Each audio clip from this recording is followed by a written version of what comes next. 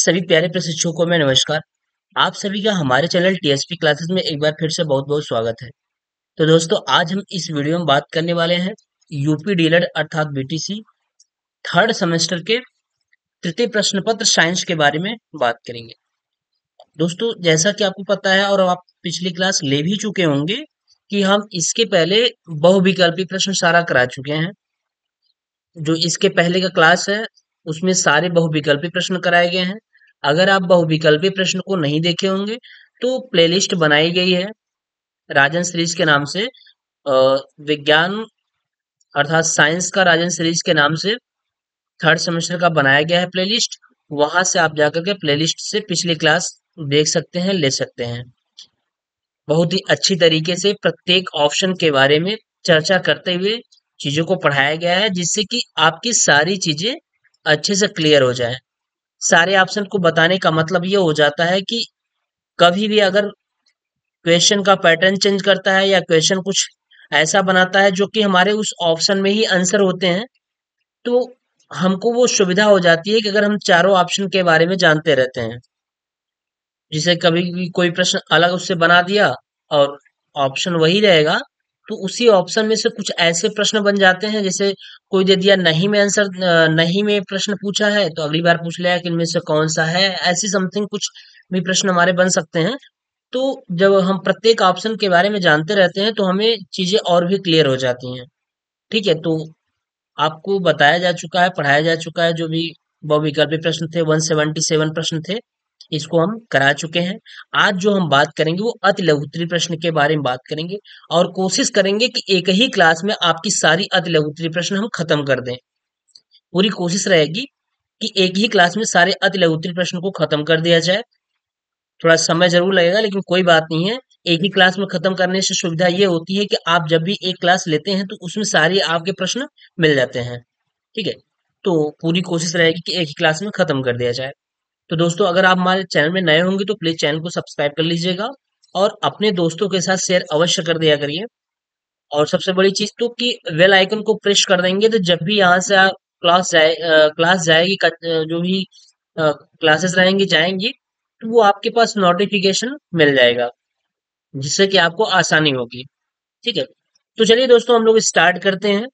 अति लघुत्तरी प्रश्न, जैसे कि पहला प्रश्न दे रखा है, क्या करा है, आइए देखते हैं। करा है, उष्मा संचरण की तीन विधियां कौन कौन सी हैं। करा है, उष्मा संचरण की तीन विधियां कौन कौन सी हैं। तो आपको पता है कि उष्मा संचरण की हमारी तीन विधियां हैं। कौन सी है?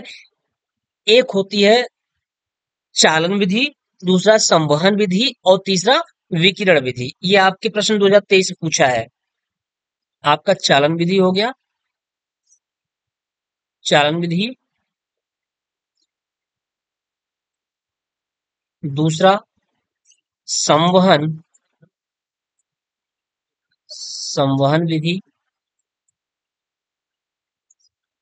और तीसरा हो जाएगा आपका विकिरण विधि, है ना, विकिरण विधि। तो यही कह रहा है उष्मा संचरण की तीन विधियां कौन कौन सी हैं, उनके नाम बताइए। देखिए, ये अति लघुत्तरी प्रश्न है। कहीं कहीं ये दिया होता है या आपको ये पता है या कोई बताता भी है कि आप अति लघुत्तरी प्रश्न को 30 शब्दों में लिखिए। तो आप बताइए इसमें आप 30 शब्दों में क्या लिखेंगे। इसमें तो सीधा सीधा आपसे पूछा है भैया कि उष्मा संचरण की तीन विधियां कौन कौन सी हैं। तो उष्मा संचरण की तीन विधियां और कह रहा है उसका नाम बताइए। तो उष्मा संचरण की तीन विधियां, एक चालन विधि, दूसरा संवहन विधि, तीसरा विकिरण विधि। यही तो है।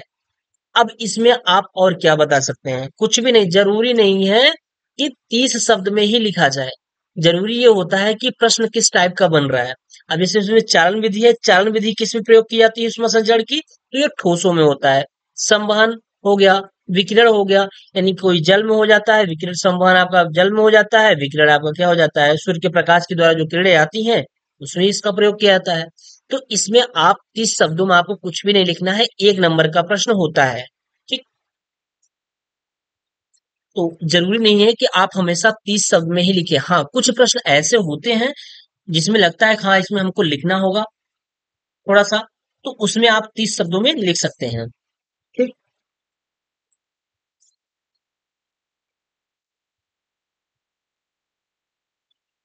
चलिए अगले प्रश्न की बात कर लेते हैं।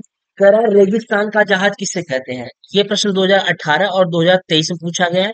तो रेगिस्तान का जो जहाज होता है उसे किसे कहते हैं हम, तो उसे हम ऊंट को हम रेगिस्तान का जहाज कहते हैं। इसमें भी आप कुछ भी नहीं लिख पाइएगा, बस केवल एक नंबर का पूछ रहा है और वो भी कह रहा है कि रेगिस्तान का जहाज किसे कहते हैं। तो रेगिस्तान का जहाज ऊंट को कहते हैं। अगर आप और भी कुछ लिखना चाहते हैं तो ऐसे लिख सकते हैं कि रेगिस्तान का जहाज ऊंट को कहते हैं, बस इतना ही। लेकिन कोई मतलब नहीं होगा, आप उतना लिखेंगे तभी एक नंबर पाएंगे, और केवल ऊंट लिख देंगे तब भी आपको एक ही नंबर मिलेगा। चलिए 2023 में ये प्रश्न पूछा गया है। कह रहा है खाने का सोडा और धावन सोडा का रासायनिक सूत्र लिखिए। खाने का सोडा और धावन सोडा, तो चलिए हम खाने का सोडा लिख लेते हैं। खाने का सोडा, तो खाने का सोडा होता है सोडियम बाई कार्बोनेट। क्या होता है, सोडियम बाई सोडियम बाई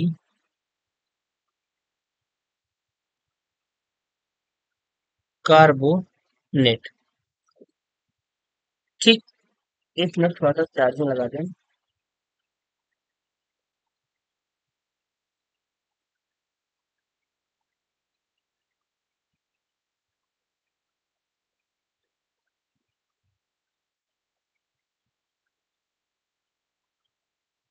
चलिए, देखिए खाने का सोडा सोडियम बाई कार्बोनेट और धावन सोडा पूछ रहा है, तो धावन सोडा क्या हो जाएगा, धावन सोडा, धावन सोडा सोडियम कार्बोनेट, Na2CO3, यही होता है खाने का सोडा और धावन सोडा का रासायनिक सूत्र लिखना है। चलिए अगला प्रश्न कर रहा है मछली तथा तिलचट्टे के श्वसन अंगों के नाम लिखिए। मछली तथा तिलचट्टे के श्वसन अंगों के नाम लिखिए। मछली और तिलचट्टा के जो श्वसन अंग होते हैं वो कौन सा होते हैं, गलफड़े होते हैं। यानी मछली और तिलचट्टा सांस किससे लेता है, वो गलफड़े से लेता है। तो क्या हो जाएगा, गलफड़े। ठीक, ये होगा। 2023 में ये भी प्रश्न पूछा गया है। अगला कह रहा है पेट्रोलियम को द्रव्य सोना लिक्विड गोल्ड क्यों कहा जाता है। कह रहा है कि जो पेट्रोलियम है इसको द्रव्य सोना क्यों कहा जाता है। तो इसको इसलिए कहा जाता है क्योंकि ये बहुत महंगा होता है। जो पेट्रोलियम होता है इसको द्रव्य सोना, केवल सोना नहीं, केवल गोल्ड नहीं, इसको द्रव्य सोना क्यों कहा जाता है, क्योंकि यह बहुत महंगा होता है। क्योंकि यह बहुत कॉस्टली होता है। कॉस्टली होता है है ना, बहुत महंगा होता है। चलिए सारे प्रश्न 2023 में पूछे गए हैं। अगले प्रश्न की बात करते हैं। अनुप्रस्थ तरंगों में ध्रुव श्रृंगों के बीच की दूरी क्या कहलाती है। तो अनुप्रस्थ तरंगों में ध्रुव श्रृंगों के बीच की दूरी क्या कहलाती है, तो वो आपकी तरंगदैर्घ्य कहलाती है। क्या कहलाती है, तरंग दैर्घ्य। देखिए आइए हम आपको दिखाते हैं कि दो श्रृंगों के बीच की दूरी कहाँ से क्या है। जैसे देखिए कोई तालाब है, तालाब में आप कोई कंकड़ मारते हैं तो वो इस तरीके से कुछ चलता है, ऊपर नीचे करके चलेगा। तो ऊपर वाला जो होता है ये स्ट्रिंग होता है। ये क्या होता है, ऊपर वाला स्ट्रिंग होता है, और नीचे वाला क्या होता है, ये वाला गर्त होता है। तो ऊपर ऊपर स्ट्रिंग है, तो दो स्ट्रिंगों के जो बीच की दूरी होती है ना, ये यहाँ से यहाँ तक, यहाँ से यहाँ तक, ये आपकी लेमडा होती है। क्या होती है, लेमडा, अर्थात तरंग दैर्घ्य होती है। यही दो श्रृंगों के बीच की दूरी क्या कहलाती है, तो हमारी क्या कहलाती है, तरंग दैर्घ्य कहलाती है। ठीक, लैम्डा कहलाती है। चलिए अगला प्रश्न। मधुमेह अर्थात डायबिटीज किस हार्मोन्स की कमी के कारण होता है। तो मधुमेह अर्थात डायबिटीज जो होती है वो हमारी इंसुलिन हार्मोन की कमी के कारण होती है। किसी कमी के कारण, इंसुलिन हार्मोन्स, इंसुलिन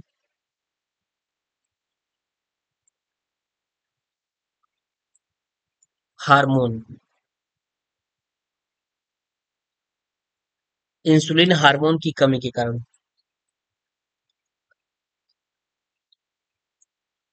कमी के कारण। ठीक, ये हुआ।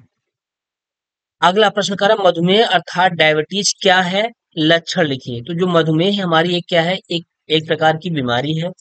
और इसके जो लक्षण होते हैं, इसमें क्या होता है कि लक्षण इसके यही हो जाते हैं कि जब किसी को डायबिटीज वगैरह हो जाता है तो उसके हाथ पैर में बहुत ज्यादा दर्द होता है, हाथ पैर में सूजन भी हो जाती है।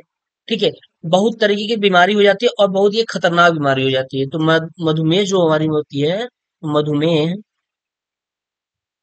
मधुमेह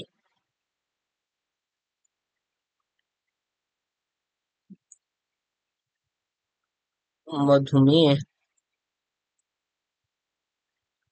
एक ऐसी बीमारी है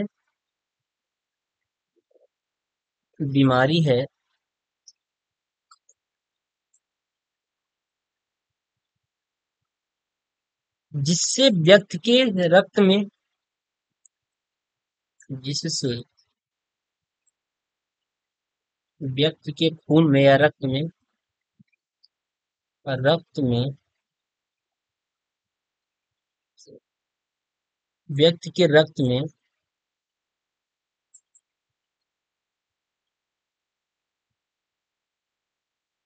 शर्करा की मात्रा बढ़ जाती है। क्या हो जाती है?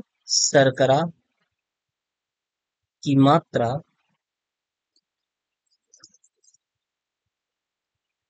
बढ़ जाती है।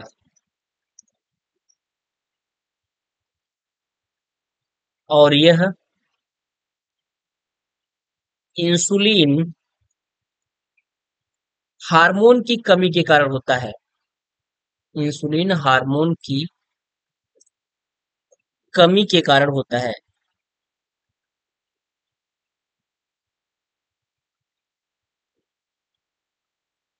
कारण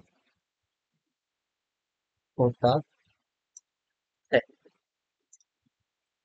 ठीक। इसका लक्षण ये है कि इस बीमारी में या इस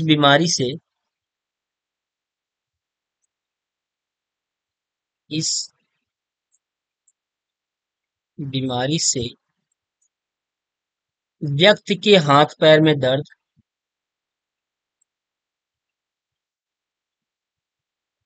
हाथ पैर में दर्द व सूजन होती है। सूजन होती है। ठीक। ये हुआ मधुमेह अथवा डायबिटीज के बीमारियां और उसके लक्षण। चलिए अगले प्रश्न की बात कर लेते हैं। अनियमित जीवन शैली से कौन कौन सी बीमारियां हो सकती हैं? तो जो अनियमित जीवन शैली का मतलब जिसकी कोई दिनचर्या जो होती है वो सिस्टम से ना हो, सही तरीके का खाना पीना ना हो, सही तरीके से सोना ना हो। ठीक। तो उन सबसे कौन कौन सी बीमारियां हो जाती हैं, वही पूछ रहा है। तो इससे जो बीमारियां हमारी हो जाती हैं, पहली बात तो आपका ब्लड प्रेशर हो जाएगा। Blood pressure blood pressure. दूसरा आपका शुगर हो जाएगा। और तीसरा आपका क्या हो सकता है? Heart attack. हार्ट अटैक जैसी बीमारियां हो जाएंगी। ब्लड प्रेशर हो जाएगा यानी हाई ब्लड प्रेशर हो जाता है, शुगर भी जैसी बीमारी हो जाएगी, और हार्ट अटैक हो जाएगा, हृदय रोग जो जिसे कहते हैं, यानी दिल की बीमारी जिसे कहते हैं। ये सब सारी बीमारियां हो सकती हैं। चलिए अगला, जली पौधों की जड़ें कैसी होती हैं? तो जो जली पौधों की जड़ें होती हैं वो बहुत कम विकसित होती हैं। जली पौधों की जड़ें कैसी हो सकती हैं? तो कई तरीके से हो सकती हैं। एक तो बहुत कम विकसित हो सकती हैं। यह बहुत कम विकसित होती हैं। दूसरा, ये जड़ें ये जड़ें रेशेदार होती हैं।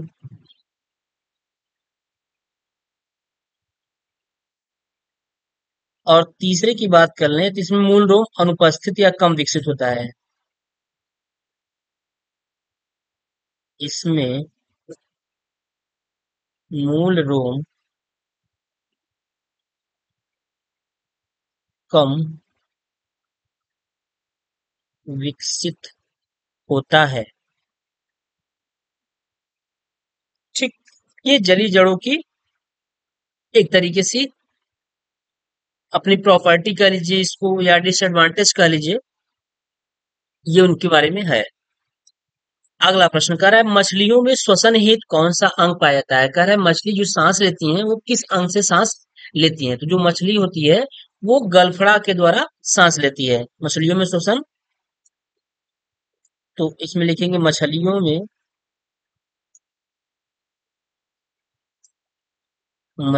में श्वसन हेतु गलफड़ा पाया जाता है। क्या? गलफड़ा पाया जाता है। ये, चलिए अगला प्रश्न कह रहा है मरुस्थलीय मरुद्भिद पौधों की जड़ों की विशेषता बताइए। मरुस्थलीय पौधों की जो जड़ें होती हैं वो बहुत विकसित होती हैं, यानी अत्यंत विकसित होती हैं।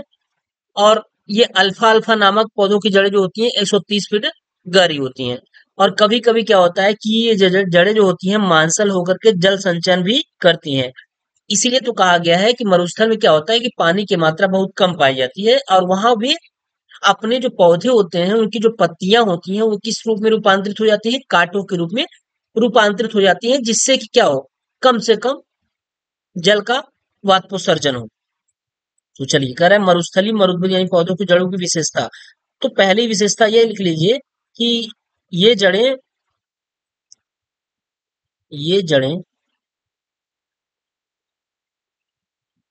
मांसल होकर मांसल होकर जल संचयन करती हैं। जल जल का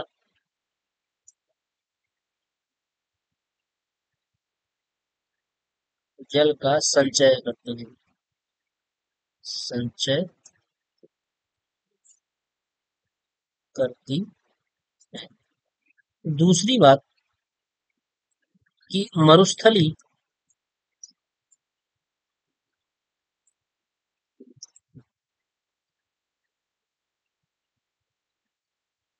पौधों की जड़ें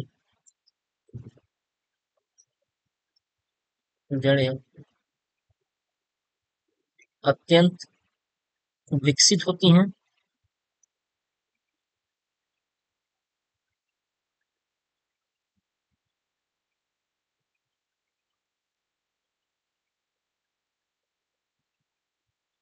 अल्फा अल्फा नामक पौधों की जड़ें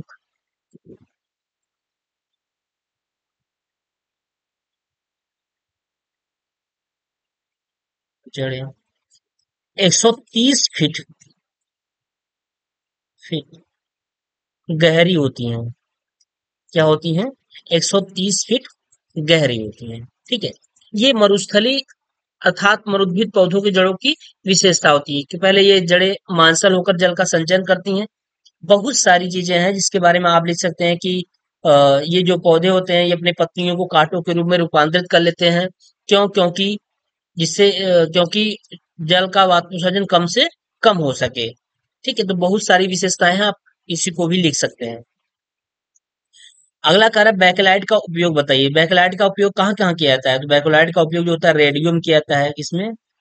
रेडियो हुआ, रेडियो, टेलीविजन,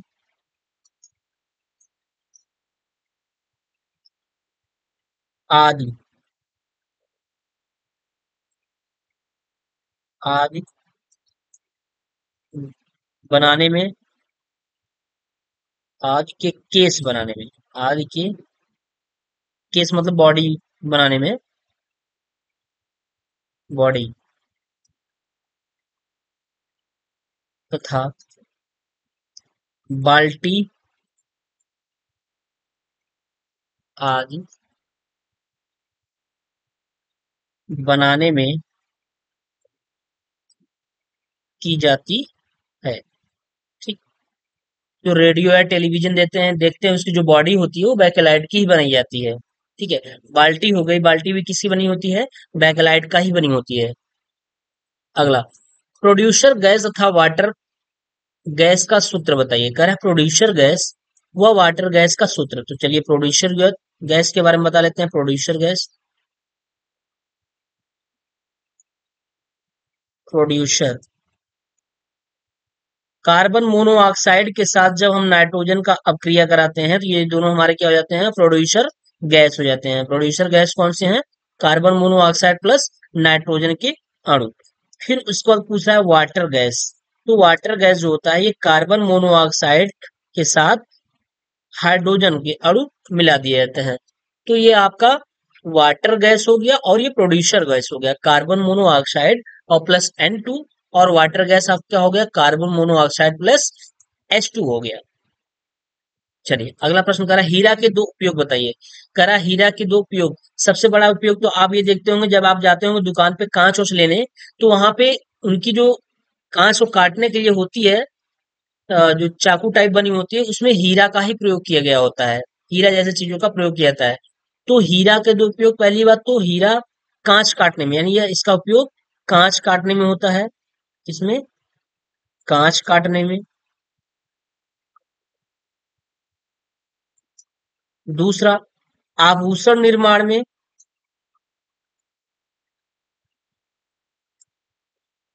आभूषण निर्माण में इन सब में उपयोग किया जाता है। दो पूछ रहा है तो एक तो कांच काटने में, दूसरा गहने बनाने में इसका प्रयोग किया जाता है। अगला प्रश्न कर रहा है, मरुद्भिद पौधे जैसे नागफनी की पत्तियां किसमें परिवर्तित हो जाती हैं? तो अभी आपको बताया गया कि नागफनी की पत्तियां, नागफनी की पत्तियां कांटों में रूपांतरित हो जाती है। ठीक। यही है कि मरुद्भुत पौधों जैसे नागफनी की पत्तियां किसमें रूपांतरित हो जाती हैं? तो नागफनी की पत्तियां कांटों में रूपांतरित हो जाती हैं। और क्यों रूपांतरित हो जाती है ये भी आपको बताया गया। क्योंकि क्योंकि जो जल का वाष्पोत्सर्जन हो कम से कम हो। जब वो कांटों के रूप में रूपांतरित हो जाएंगे मेरे भाई, तो उनमें जो जल का वाष्पोत्सर्जन हो रहा है वो कम से कम होगा। अगला, कह रहा है जीवाणुओं के द्वारा होने वाले रोग कौन कौन से हैं? जीवाणु के द्वारा होने वाला जो रोग है वो कौन कौन सा है? तो पहली चीज तो कौन सी है? एक आपके टाइफाइड हो गई, टाइफाइड हो गई। दूसरी कालरा हो गया। तीसरा हो गया आपका टीबी, ट्यूबरकुलोसिस जिसको बोलते हैं, टीबी। ये सब जीवाणु के द्वारा होने वाले रोग हैं, टाइफाइड, कालरा, टीबी। और भी बहुत सारे रोग हैं, इतना आप लिख लेंगे सफिशियंट रहेगा। अगला, नींबू का सिट्रिक कैंकर कौन सा रोग उत्पन्न करता है? तो ये आपका जो नींबू को जब सिट्रस कैंकर कौन सा रोग उत्पन्न करता है? तो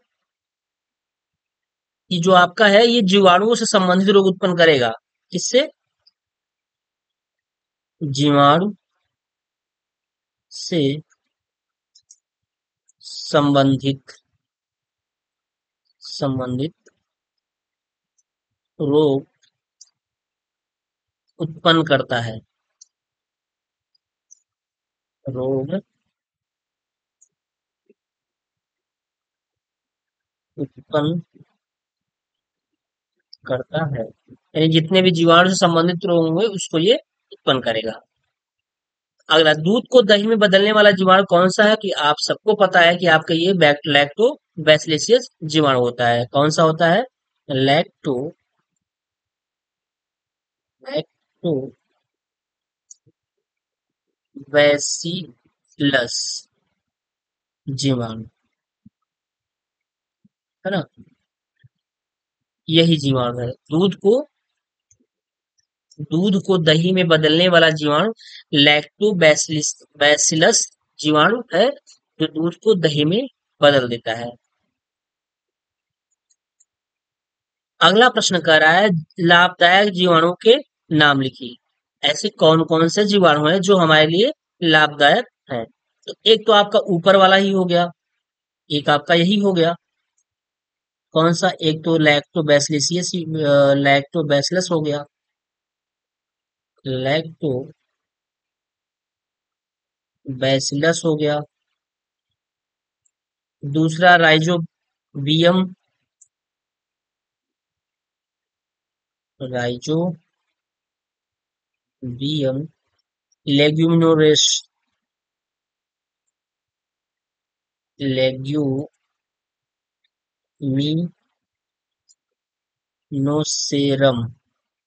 इसको कहते हैं।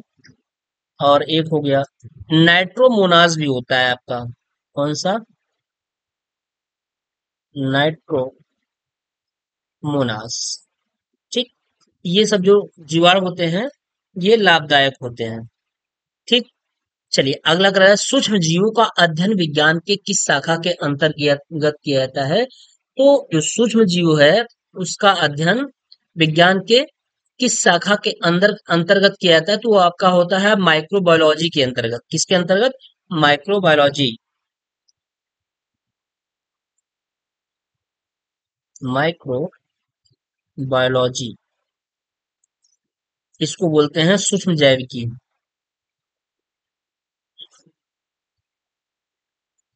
सूक्ष्म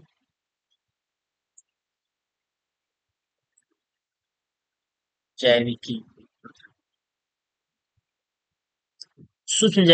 सूक्ष्म जैविकी शाखा के अंतर्गत किया जाता है। चलिए अगला, सूक्ष्म जैविकी के पिता कौन है? कह फादर ऑफ माइक्रोबायोलॉजी कौन है? जो फादर ऑफ माइक्रोबायोलॉजी हैं, वो आपके एंटोनी वान ल्यूएन हाग जी हैं। कौन से हैं? एंटोनो वान एंटोनी वान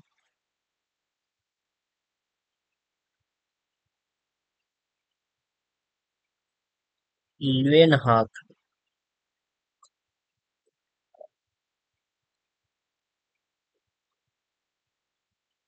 सूक्ष्म जैविकी के पिता। ठीक। चलिए अगला, कह रहा है विषाणुओं अर्थात वायरस द्वारा होने वाली बीमारी कौन कौन सी है? तो विषाणुओं द्वारा होने वाली बीमारियां बहुत सारी हैं, यानी कि वायरस के द्वारा बहुत सारी बीमारियां होती हैं। पहली चीज तो आपका एक चेचक ही हो गया, चेचक हो गया, चेचक हो गया, छोटी माता हो गई, छोटी माता, एड्स हो गया। ये सब वायरस से ही होते हैं। डेंगू हो गया, डेंगू ज्वर, डेंगू बुखार, डेंगू बुखार हो गया। और खसरा हो गया, खसरा हो गया, पीलिया हो गया, पीलिया हो गया। और बताइए और क्या है? और पोलियो, हाँ एक पोलियो भी है। अच्छा पोलियो तो हो गया, पोलियो हो गया, एड्स, डेंगू ज्वर। एक इन्फ्लुएंजा होता है, इन्फ्लुएंजा। ठीक।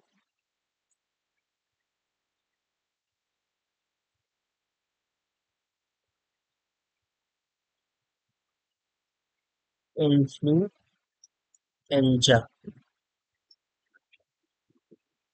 इन्फ्लुएंजा। ठीक है। विषाणुओं द्वारा होने वाली बीमारियां कौन कौन सी हैं? तो चेचक हो गई, छोटी माता हो गई, एड्स हो गया, डेंगू बुखार हो गया, खसरा, पोलिया, इन्फ्लुएंजा। ठीक। अगली अगली बात करते हैं हम, सरल लोलक के डोरी की प्रभावी लंबाई एल एवं गुरुत्वीय त्वरण जी में संबंध बताइए। कह रहा है सरल लोलक के डोरी की प्रभावी लंबाई एल एवं गुरुत्वीय त्वरण जी में संबंध क्या है? तो इसके लिए जो संबंध होता है, वो आपका होता है टी इजकल टू, नहीं आवर्तकाल टी इजकल टू, टी बराबर 2 पाई रूट में एल अपॉन जी, ये होता है। ठीक। T equal to 2 pi under में एल अपॉन जी होता है। ये सरल लोलक के डोरी की प्रभावी लंबाई, जहां एल क्या है, प्रभावी लंबाई है, जी क्या है, गुरुत्वीय त्वरण है, पाई आप जानते ही है। तो वही कह रहा है सरल लोलक के डोरी की प्रभावी लंबाई, एल एवं गुरुत्वीय त्वरण जी में संबंध बताइए। तो सरल लोलक टी और एल और जी में संबंध यही है कि T equal to 2 pi under में एल अपॉन जी होता है। अगला, चंद्रमा पर गुरुत्वीय त्वरण जी का मान पृथ्वी के गुरुत्वीय त्वरण जी के मान का कितना गुना होता है? इसको याद रखिएगा, 1/6 गुना होता है। यानी चंद्रमा पर जो गुरुत्वीय त्वरण होता है उसका मान पृथ्वी के गुरुत्वीय त्वरण के कितना होता है? 1/6 गुना। अगर सपोज दैट आपका भार पृथ्वी पे 60 किलोग्राम है, 60 केजी है, तो जब आप चंद्रमा पे जाएंगे तो 60 का 1/6 कर देंगे तो कितना हो जाएगा? 10 केजी हो जाएगा। कितना हो जाएगा? 10 केजी हो जाएगा। अर्थात कितना गुना होता है? 1/6 गुना होता है। ठीक। चलिए, अगला, यदि कोई लड़की झूला झूलते झूलते खड़ी हो जाए तो उसके गुरुत्वीय केंद्र, प्रभावी लंबाई तथा आवर्तकाल पर क्या प्रभाव पड़ता है? तो उसके गुरुत्वीय केंद्र जब, यानी कि जब कोई लड़की झूला झूलते झूलते खड़ी हो जाए तो उसके गुरुत्वीय केंद्र, प्रभावी लंबाई तथा आवर्तकाल पर क्या प्रभाव पड़ता है? यानी तीनों पर पूछ रहा है। तो भैया जब वो खड़ी हो जाएगी तो उससे गुरुत्वीय केंद्र जो उसका होगा, उसका गुरुत्वीय केंद्र और बढ़ जाएगा, यानी ऊपर उठ जाएगा। और जो उसकी लंबाई होगी वो लंबाई घट जाएगी, क्योंकि अब पहले वो जब बैठी थी तब ऊपर से लंबाई कुछ और थी, लेकिन जब वो खड़ी हो गई तो उसकी प्रभावी जो लंबाई हो जाएगी वो घट जाएगी। जब लंबाई घट गई तो आवर्तकाल भी क्या हो जाएगा? घट जाएगा। तो गुरुत्वीय केंद्र की बात कर लें पहले हम। तो गुरुत्वीय केंद्र,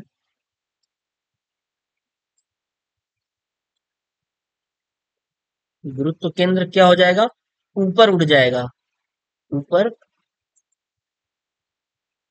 उठ जाएगा। उसके बाद प्रभावी लंबाई की बात कर लें। प्रभावी लंबाई, तो प्रभावी लंबाई क्या हो जाएगी? घट जाएगी।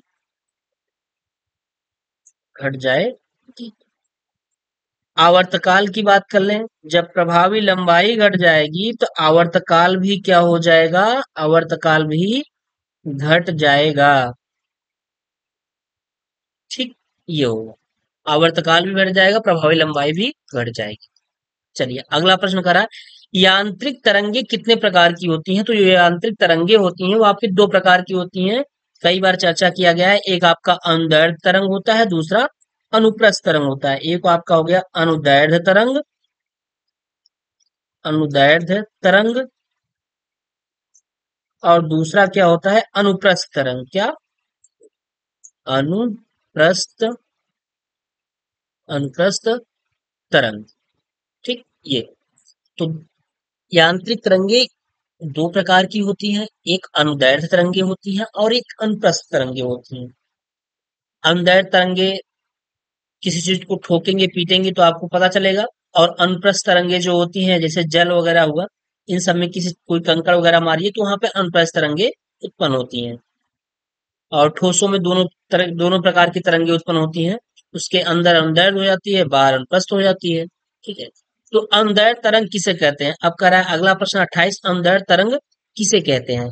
तो ये अनुदैर्ध्य तरंग होती हैं जब तरंग गति की दिशा के माध्यम के कणों के कंपन करने की दिशा के अनुदिश, यानी उसके समांतर होती है, तो ऐसे तरंग को क्या कहते हैं?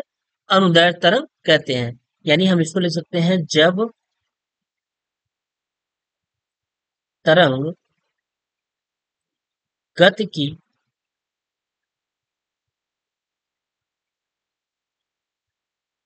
दिशा, गति की दिशा के, गति की दिशा के कणों के कंपन करने की दिशा के, करने की दिशा के समांतर होती है,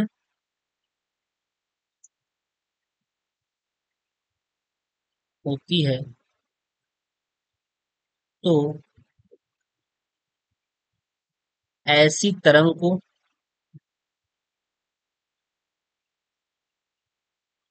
अनुदैर्ध्य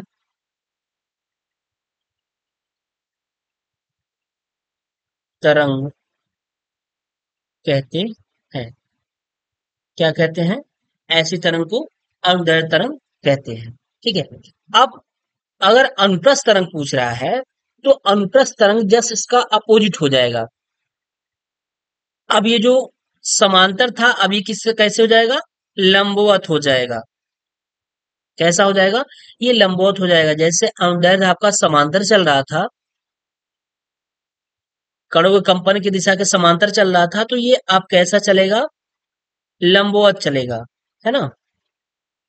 चलिए, तो इसको आप कर लीजिएगा। ये लंबवत चलेगा, बाकी चीजें वही रहेंगी। वो समांतर चल रहा था, ये लंबवत चलेगा। अगले प्रश्न की बात कर लें। कह रहा है, ध्वन किस प्रकार की तरंग का उदाहरण है? पूछ रहा है ध्वन आपके किस तरंग के, किस प्रकार की तरंग का उदाहरण है? वो अनुदैर्ध्य का है या अनुप्रस्थ का है, किसका है? तो जो ध्वनि होती है, ध्वनि हमारी कैसी होती है? अनुदैर्ध्य तरंग का उदाहरण है। किसका? अनुदैर्ध्य तरंग। अनुदैर्ध्य तरंग का उदाहरण है ध्वनि। अगला, श्रव्य तरंग की आवृत्ति बताइए। कह रहा है श्रव्य तरंग की आवृत्ति जो आप सुनते हैं उसकी आवृत्ति कितनी होती है? तो उसकी आवृत्ति 20, आप 20 हर्ट्ज से 20,000 हर्ट्ज तक सुनते हैं। कितना तक? 20,000 हर्ट्ज तक। तो श्रव्य तरंग की आवृत्ति, श्रव्य मतलब जो सुनने वाली तरंग है उसकी फ्रीक्वेंसी कितनी होती है? तो जो सुनने वाली तरंग की फ्रीक्वेंसी होती है मेरी भाई, वो 20 हर्ट्ज से 20,000 हर्ट्ज के बीच होती है। इससे ज्यादा हो जाएगी तो आदमी पागल हो जाएगा, यानी बहरा हो जाएगा, क्योंकि बहुत ज्यादा फ्रीक्वेंसी हो जाएगी। ठीक है।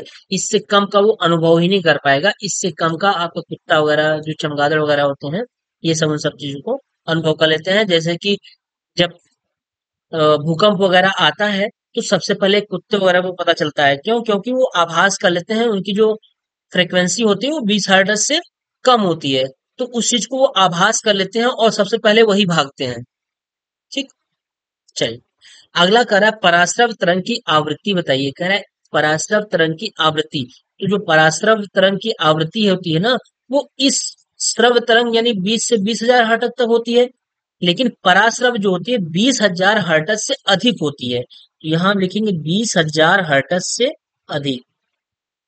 20,000 हर्ट्ज से अधिक। ठीक। ये पराश्रव तरंग की आवृत्ति होगी। अगला, जीवों के विलुप्तीकरण का कारण बताइए। यानी जीवों के विलुप्तीकरण का कारण क्या है? तो मेन इसका जो कारण है वो जलवायु परिवर्तन है। जलवायु इतना ज्यादा परिवर्तन हो गया, देखिए अभी कितनी गर्मी पड़ रही है। तो जो हमारे कुछ जीव होते हैं इस गर्मी को जब सहन नहीं कर पाएंगे तो तेजी तेजी से क्या होंगे? विलुप्त की तरफ होंगे। यानी एक जगह से दूसरी जगह भागने की फिराक में होंगे कि हाँ यहाँ से निकल जाए, ऐसे वातावरण में जाए जहां उनको रहने के लिए वो अपने लिए एक सही वातावरण बना सकें, जहां उनके लिए रहने योग्य वातावरण हो। तो जीवों के विलुप्तीकरण का जो मेन कारण है वो आपका जलवायु परिवर्तन है। ठीक। तो इसको आप लिख सकते हैं क्या? जीवों के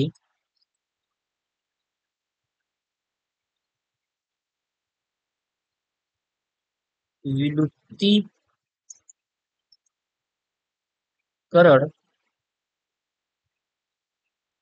विलुप्तीकरण का प्रमुख कारण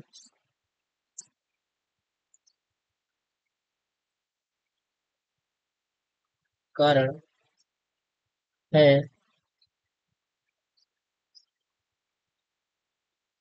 जलवायु परिवर्तन।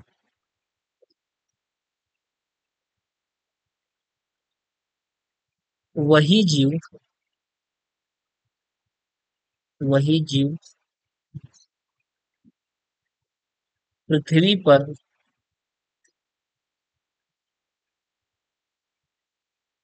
जीवित रहते हैं जो अपने आप को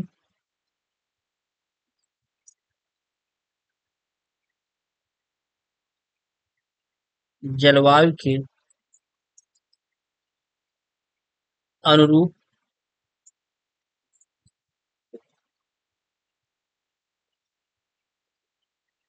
संतुलित रख पाते हैं।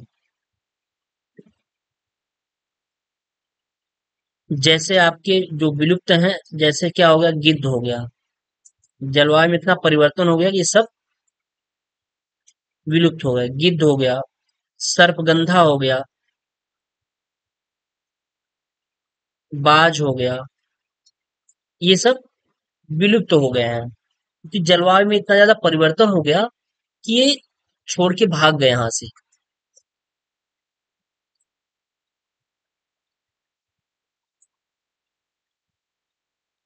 चलिए अगला कह रहा है, कुक्कुट पालन के अंतर्गत किस जीव का पालन होता है?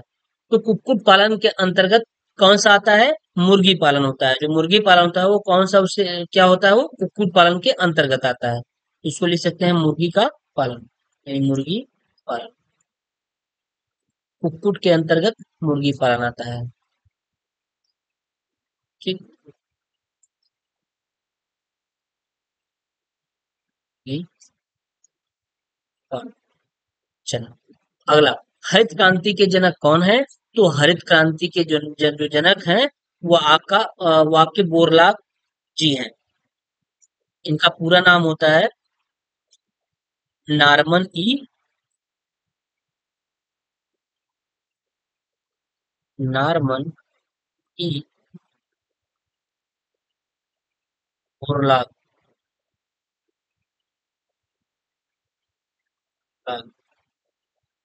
ठीक है, ये हरित क्रांति के जनक हैं। चलिए, ध्वनि की तीव्रता का मापन किसमें होता है? तो जो ध्वनि की तीव्रता का मापन होता है वो किसमें होता है? डेसिबल में होता है। ये सब आप सबको पता होगा, पढ़े होंगे। डेसिबल, ध्वनि की तीव्रता का जो मापक होता है वो डेसिबल मापा है। डेसिबल में ध्वनि की तीव्रता को हम मापते हैं। अगला कह रहा है, प्रतिध्वनि किसे कहते हैं? तो प्रतिध्वनि जो होती है, जैसे दो दीवार बीच में है, माफ करिएगा, जो दो दीवार है उसके बीच में आप खड़े हैं और वहां से आप कोई आवाज निकालते हैं तो कुछ सेकंड के बाद वही सेम आवाज आपके पास वापस आती है। वही हमारी क्या हो जाती है? प्रतिध्वनि होती है। या किसी पहाड़ के नीचे आप खड़े हुए हैं, दोनों साइड में पहाड़ है और बीच में आप हैं, तो वहां जब आप आवाज निकालते हैं तो देखते हैं कुछ सेकंड के बाद वही आवाज फिर से वापस आपके पास आती है। वही आपकी इको होती है। क्या होती है? इको, अर्थात प्रतिध्वनि हो जाती है। तो इसको हम लिख लेंगे कि जब ध्वनि तरंगे दूर स्थित किसी दृढ़ टावर या पहाड़ से टकरा करके वापस होती हैं तो उसे प्रतिध्वनि कहा जाता है। जब कोई जब कोई या ऐसे लिखिए, जब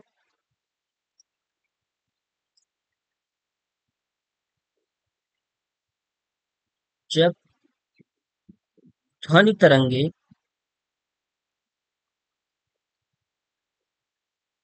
तरंगे दूर स्थित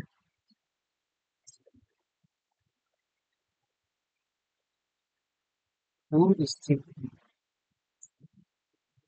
किसी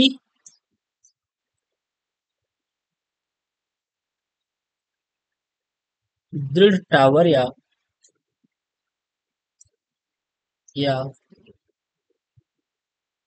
पहाड़ से टकराकर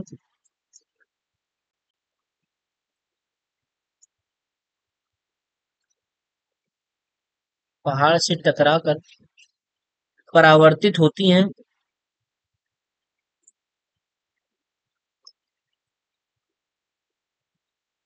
ही है, तो उसे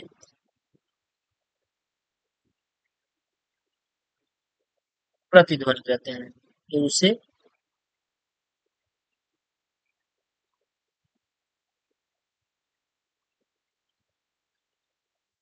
प्रतिध्वनि कहते हैं। ठीक, चलिए अगला प्रश्न करा, हृदय की बीमारी तथा उच्च रक्तचाप का कारण बताइए। तो हृदय की बीमारी यानी हार्ट अटैक और ब्लड प्रेशर का जो मेन कारण होता है वो आपका होता है, ज्यादा आप फैटी चीज जब खाएंगे तो कोलेस्ट्रॉल वगैरह जब बढ़ता है तो वहां पे ये सब सारी बीमारियां आना शुरू हो जाती हैं।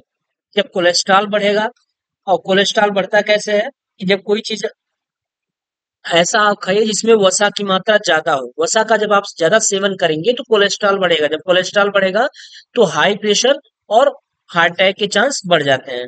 तो इसका जो मेन कारण होता है हृदय की बीमारी तथा उच्च रक्तचाप का जो मेन कारण होता है वो ज्यादा वसा का सेवन करना होता है। ज्यादा वसा का सेवन करना। ठीक। अगला प्रश्न, जीवाणुओं द्वारा होने वाली बीमारियां कौन कौन सी हैं? तो जीवाणुओं द्वारा होने वाली बीमारियां अभी इसके ऊपर बताया गया है। अच्छा, वो वायरस द्वारा बताया गया है। चलिए जीवाणुओं द्वारा देख लीजिए। जीवाणुओं द्वारा बीमारियां निम्नलिखित प्रकार की होती हैं, कई होती हैं। जैसे तो आपका एक टाइफाइड हो गया, टाइफाइड हो गया, क्षय रोग हो गया, प्लेग हो गया, काली खांसी हो गई, काली खांसी, ये सब सारी चीजें, काली खांसी हो गई। और एक आप कोढ़ भी होता है, कोढ़ हो गया, और टिटनेस हो गया।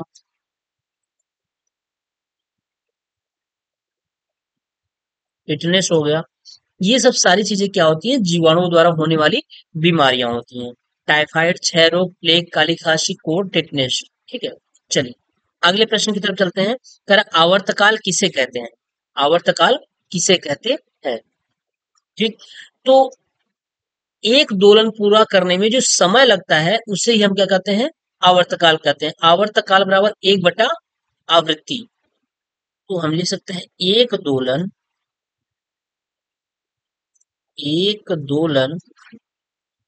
पूरा करने में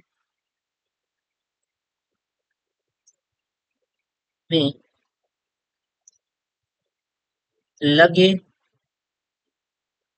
समय को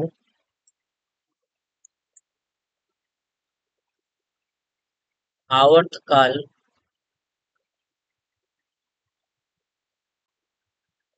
कहते हैं।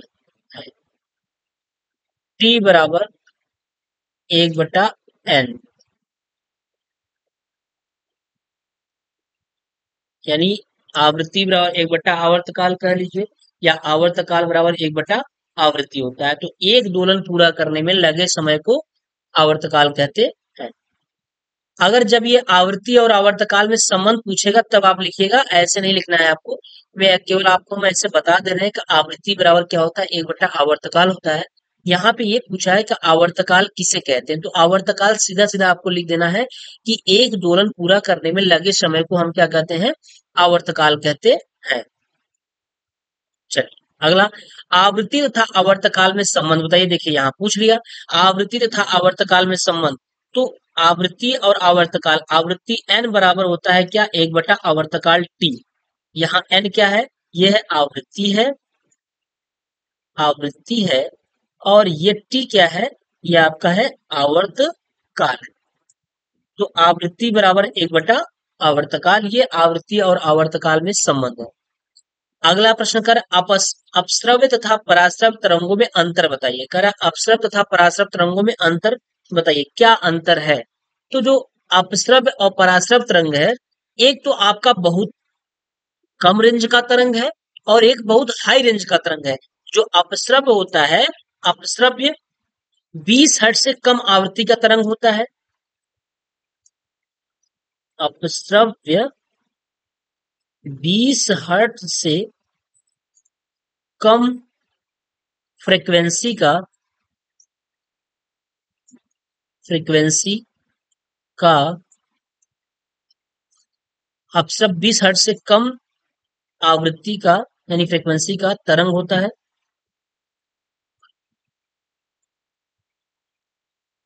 होता है। और पराश्रव्य, और पराश्रव्य 20,000 हर्ट्ज से अधिक फ्रीक्वेंसी का फ्रीक्वेंसी का तरंग होता है। ठीक, तरंग होता है। तो आपको तीन चीजें आपको देखने को मिल रही होंगी कि अपश्रव्य, पराश्रव्य दो, और इसके पहले आप श्रव्य तरंग पढ़ चुके हैं। अगर आपसे पूछा जाए अपश्रव्य किसे कहते हैं, तो आप ये कहेंगे कि 20 हर्ट्ज से जो कम हो, जो 20 हर्ट्ज से कम हो, 20 हर्ट्ज से कम, ये अपश्रव्य। और 20 से 20,000 हर्ट्ज तक की जो तरंगे होती हैं, वो क्या होती हैं? वो श्रव्य तरंगे होती हैं, ये श्रव्य होती हैं। और अगर 20,000 हर्ट्ज से अधिक की बात करें हम, तो वो क्या होती हैं? पराश्रव्य तरंगे होती है। तो आपको तीन चीजें क्लियर है, अपश्रव्य, श्रव्य, पराश्रव्य। सबसे पहले अपश्रव्य होता है, फिर श्रव्य तरंगे होती हैं, फिर पराश्रव्य तरंगे होती हैं। ठीक है, ये तीन चीजें आपको यहाँ पे क्लियर हो। चलिए अगला प्रश्न करा है, किसी तरंग की आवृत्ति, चाल तथा तरंग दैर्ध्य में संबंध बताइए। करा किसी तरंग की आवृत्ति, चाल तथा तरंग दैर्ध्य में संबंध। तो आवृत्ति, चाल तथा तरंग दैर्ध्य में संबंध होता है v बराबर n इंटू लेमडा होता है। क्या होता है? v equal to n into lambda. ये होता है v equal to n into lambda, जहां v क्या है? v बराबर चाल होता है। ये क्या है? चाल, यानी आपका स्पीड है, इसको बोलते हैं चाल बोलते हैं। और n क्या है? फ्रीक्वेंसी है। क्या है? फ्रीक्वेंसी। फ्रीक्वेंसी बोले तो आवृत्ति। और लेमडा इक्वल टू क्या है? डिस्टेंस, यानी तरंग दैर्ध्य बोलते हैं इसको, तरंग दैर्ध्य। तरंग दैर्ध्य है ये। ठीक,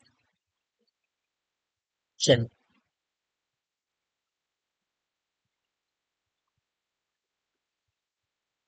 ये हुआ v equal to n into lambda होता है।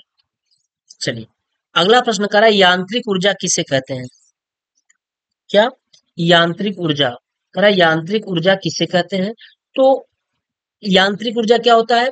किसी वस्तु में केवल यांत्रिक कारण से ही कार्य करने की जो क्षमता होती है, उसे ही हम क्या कहते हैं? यांत्रिक ऊर्जा कहते हैं। यानी हम लिख सकते हैं इसको कि वस्तु में किसी वस्तु में, देखिए फिर से यहां देखिए,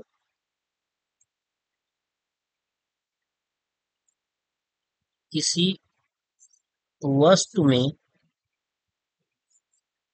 केवल मैकेनिकल के कारण, यानी यांत्रिक के कारण या कारणों से कार्य कार्य करने की क्षमता को यांत्रिक ऊर्जा कहते हैं। ठीक, किसी वस्तु में केवल यांत्रिक के कारणों से कार्य करने की जो क्षमता होती है, उसे हम यांत्रिक ऊर्जा कहते हैं। यानी हम जैसे किसी चीज को चला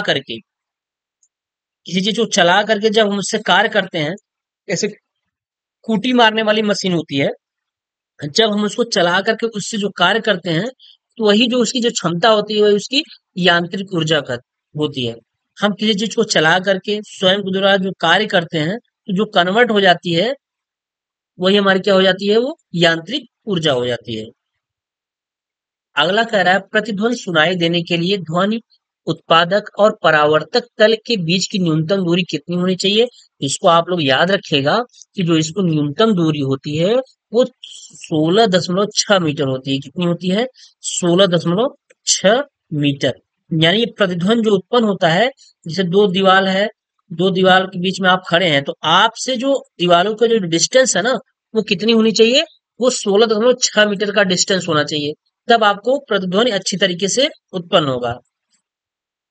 चलिए अगला कह रहा है, सिराएं क्या है, इसका मुख्य कार्य क्या है? कह रहा है सिराएं क्या है? तो जो सिराएं होती हैं ये नलिकाओं का समूह है, जो शरीर में रक्त को एक स्थान से दूसरे स्थान पर ले जाने का कार्य करती हैं। आप सिरा और धमनी पढ़े होंगे, एक में शुद्ध रक्त बहती है और एक में अशुद्ध रक्त बहती है। यहाँ पे लेकिन वो सब नहीं पूछा हुआ है, यहाँ पे केवल ये पूछ रखा है कि सिराएं क्या है। तो सिराएं को आप लिख लीजिए, सिराएं, सिराएं नलिकाओं का समूह है,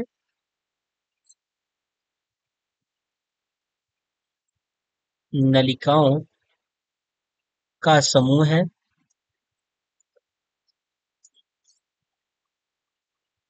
समूह है जो शरीर में, जो शरीर में रक्त को एक स्थान से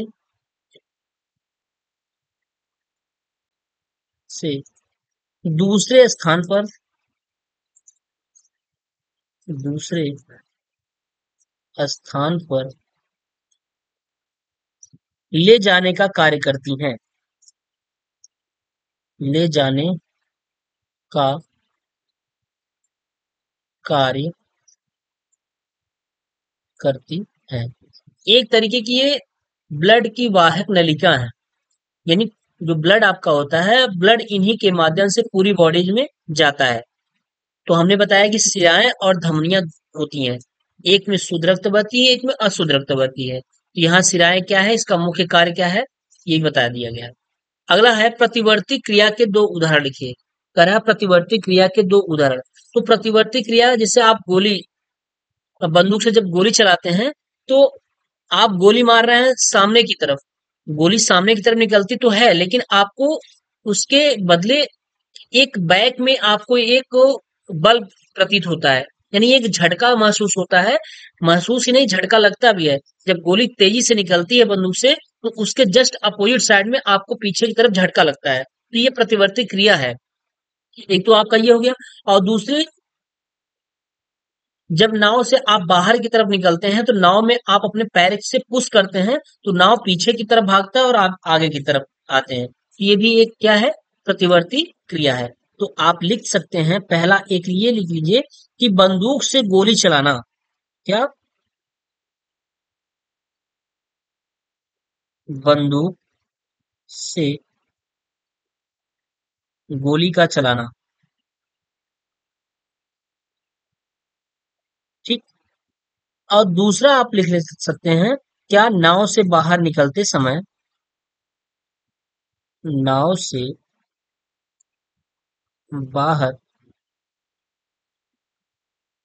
निकलते समय नाव का पीछे की तरफ जाना, नाव का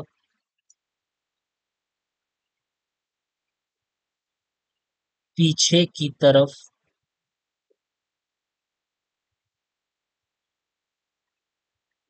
जाना, ठीक। ये हुआ नाव का पीछे की तरफ जाना। प्रतिवर्ती क्रिया के दो उदाहरण यही हैं। अगला, अवश्रव्य तरंगों की आवृत्ति कितनी होती है? अभी बताया गया, श्रव्य एक होता है, अपश्रव्य दूसरा श्रव्य, तीसरा पराश्रव्य। एक अपश्रव्य बताया गया था, अपश्रव्य, दूसरा श्रव्य होता है आपका, और तीसरा आपका होता है पराश्रव्य होता है, ठीक है। तो जो अपश्रव्य होता है उसकी जो आवृत्ति होती है वो 20 हर्ट्ज से कम होती है, और श्रव्य तरंग की जो आवृत्ति होती है वो 20 हर्ट्ज से लेकर के 20,000 हर्ट्ज तक होती है। और पराश्रव्य तरंगों की अगर हम बात करते हैं, तो पराश्रव्य जो तरंगे होती हैं उनकी जो हर्ट्ज होती है वो 20,000 हर्ट्ज से अधिक होती है। अगर जिस दिन आप 20,000 हर्ट्ज से ज्यादा आप आवृत्ति को सुन लेंगे, महसूस कर लेंगे, उस दिन आप या तो बहरे हो जाएंगे या तो डिस्टर्ब हो जाएंगे, क्योंकि इतनी ज्यादा फ्रीक्वेंसी होती है जो हमारे लिए संभव नहीं है। तो इसमें पूछ रहा है अवस्रव तरंग की जो आवृत्ति होती है वो कितनी होती है, तो अवस्रव तरंग की आवृत्ति 20 हर्ट्ज से नीचे होती है, 20 हर्ट्ज से कम। की आवृत्ति होती है वो अपसरब तरंग होती है। अगला, किस प्रकार के तरंगों को हमारे कान सुन सकते हैं? तो अभी फिर बताया गया कि 20 हर्ट्ज से, यानी 20 हर्ट्ज से 20,000 हर्ट्ज तक सुन सकते हैं कान हमारे। अर्थात ये कौन सी तरंग होती है? तो आप कहेंगे सर ये श्रव्य तरंग होती है, बताया गया कई बार, श्रव्य तरंग। चलिए, किस प्रकार के तरंगों को कुत्ता, बिल्ली, चमगादड़ आज सुन सकते हैं? तो जो होते हैं पराश्रव तरंगों को ही कुत्ता, बिल्ली, यानी कौन सा? 20,000 हर्ट्ज से अधिक को, 20,000 हर्ट्ज से अधिक, अधिक की तरंगों को सुन सकते हैं, सुन सकते हैं। अर्थात कौन सा हुआ? अर्थात पराश्रव तरंग। कौन सा? पराश्रव्य तरंग। ठीक है, कौन सा तरंग है ये? पराश्रव्य तरंग।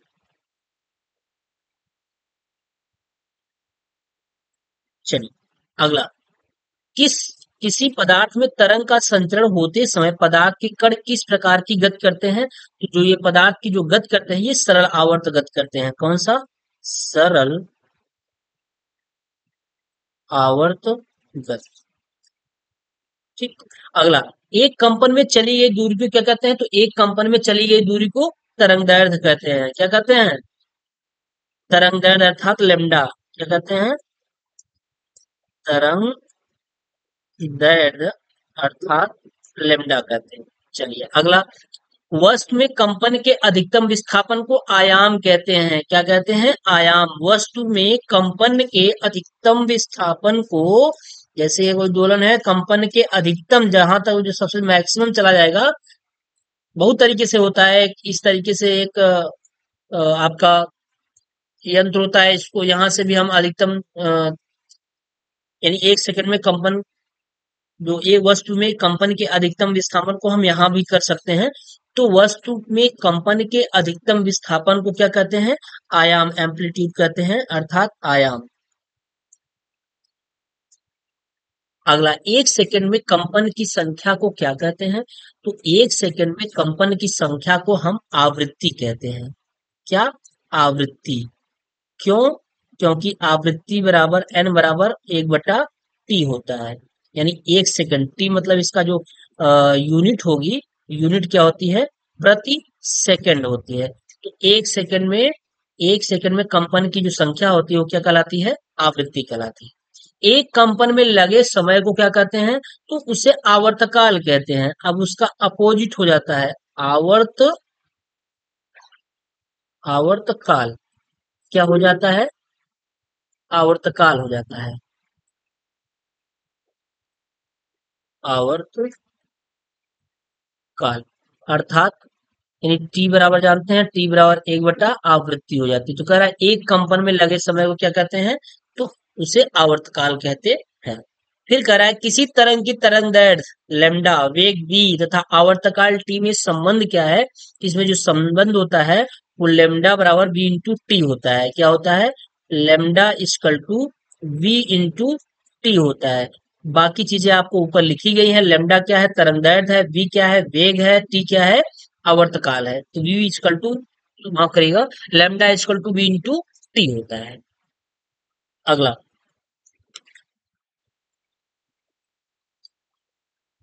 अगला करा किसी तरंग की चाल, तरंगदैर्घ्य तथा आवर्तकाल में संबंध।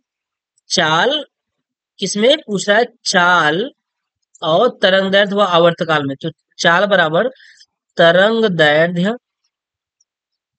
तरंगदैर्घ्य इक्वल टू आवर्तकाल होता है। क्या होता है? आवर्तकाल हो जाता है। देखिए, चाल v इक्वल टू क्या? लेमडा अपॉन टी होता है। जैसे अभी आया ना, यहां से अगर हम लेमडा का मान निकालना चाहें तो लेमडा इक्वल टू क्या हो जाएगा? Lambda equal to v into T हो जाएगा। बिल्कुल हो जाएगा। तो यहाँ पे जो संबंध पूछ रहा था भैया वो चाल में और तरंगदैर्घ्य और आवर्तकाल पूछ रहा था। तो हमने चाल और तरंगदैर्घ्य व आवर्तकाल में संबंध आपको बता दिया कि v इक्वल टू क्या होगा? लेमडा अपॉन टी होगा। चाल बराबर तरंगदैर्घ्य बटा आवर्तकाल। अगला, आयाम से क्या अभिप्राय है? कह रहा है आयाम किसे कहते हैं? तो कंपन करने वाली वस्तु की अपनी मध्यमान स्थिति जो अधिकतम विस्थापन होता है, उस वस्तु को आयाम कहा जाता है। अभी इसके ऊपर चर्चा किया गया है। सूर्य ग्रहण क्या है? सूर्य ग्रहण ये आप क्या है, ये चीजें आप पढ़े होंगे सोशल साइंस में। ठीक है, तो ये आपके लिए होमवर्क रहेगा कि सूर्य ग्रहण क्या होता है। ठीक, तो चलिए इसके बाद हम नेक्स्ट क्वेश्चन 61 से स्टार्ट करेंगे नेक्स्ट क्लास में। क्यों? क्योंकि ये बहुत लंबा क्लास हो जाएगा। एक क्लास में संभव नहीं है। एक क्लास में संभव का मतलब ये हुआ कि कम से कम 2 ढाई घंटे का टाइमिंग हो जाएगा। तो इसलिए कोशिश करते हैं इसको हम 2 पार्ट में पढ़ाने का प्रयास करते हैं। एक पार्ट आपका ये करा दिया जा रहा है, इसके बाद हम नेक्स्ट पार्ट में पूरे क्वेश्चन को कवर कर लेंगे। ठीक है, तो जो अगला क्लास होगा वो 61 से स्टार्ट होगा।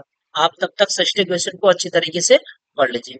ठीक है, तो चलिए ठीक है दोस्तों, फिर आप अगर हमारे चैनल पे नए होंगे तो प्लीज चैनल को सब्सक्राइब कर लीजिएगा, और प्लीज आप एक लाइक तो कर दिया करिए।